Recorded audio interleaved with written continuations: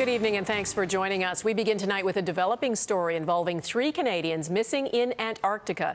The men were flying over what is some of the most inhospitable terrain in the world when their plane, a Twin Otter, operated by Calgary-based Ken Boric Air, went down. The flight was en route from the South Pole to an Italian base in Terra Nova Bay. The plane's emergency locator beacon was activated in the northern end of the Queen Alexandra mountain range, and that's where rescue crews are focusing their attention tonight. Right now, though, the weather there is bad. Jacques Bourbeau has been following this story for us. Jacques, what can you tell us about the rescue effort right now?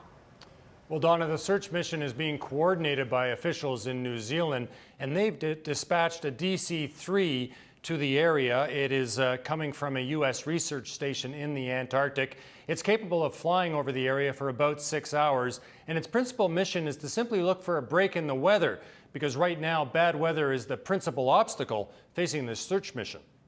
As it stands, there's solid cloud cover and driving snow, so it's just not possible to fly in that. So if that changes, then there'll be no delay in getting things started.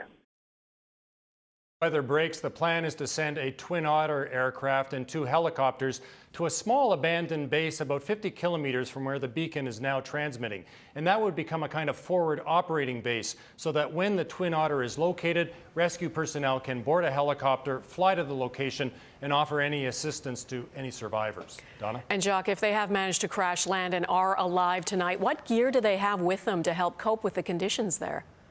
Well, planes flying in the Antarctic are supposed to carry emergency supplies, everything from tents to sleeping bags, food to fuel. Now, we don't know what this Twin Otter was carrying specifically, but remember that DC-3 that I mentioned that's now flying over the area, it carries emergency packs, satellite phones, survival suits, and it's able to drop them by parachute if the crew on the DC-3 actually locates the Twin Otter. Donna? All right, Jacques Bourbeau in Ottawa, thanks. The plane the men were flying belongs to Calgary-based company Ken Boric Air.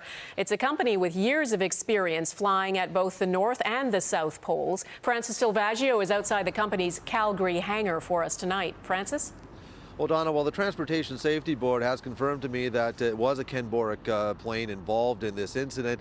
Company officials are saying very little about the status of the aircraft or the 3 members that were on board. In fact, we walked into corporate headquarters and a spokesperson would only say they had no news for us, but it wasn't so much what they said, but how they looked. And there was clearly tears in the eyes of the person I spoke with, so it's been obviously an emotional day. Also highly unusual because, as you had mentioned, this is a company that has years of experience and is actually one of the go-to companies when flying in very cold climates, mostly because of the type of plane they use. They use the Twin Otter, which is one of a handful of aircraft that can actually safely fly in very, very cold climates. Ken Boric has been flying in the Arctic since 1970, in the Antarctic for the last 28 years, and really when someone needs help or needs to be rescued in these types of climates, Ken Boric is one of the first to be called upon. They were called upon back in 2001 when a doctor needed to be rescued from a South Pole research facility. They went back in 2003 on a rescue mission to rescue a worker, and anyone who's watched the BBC's Frozen Planet, well, it was Ken Boric Air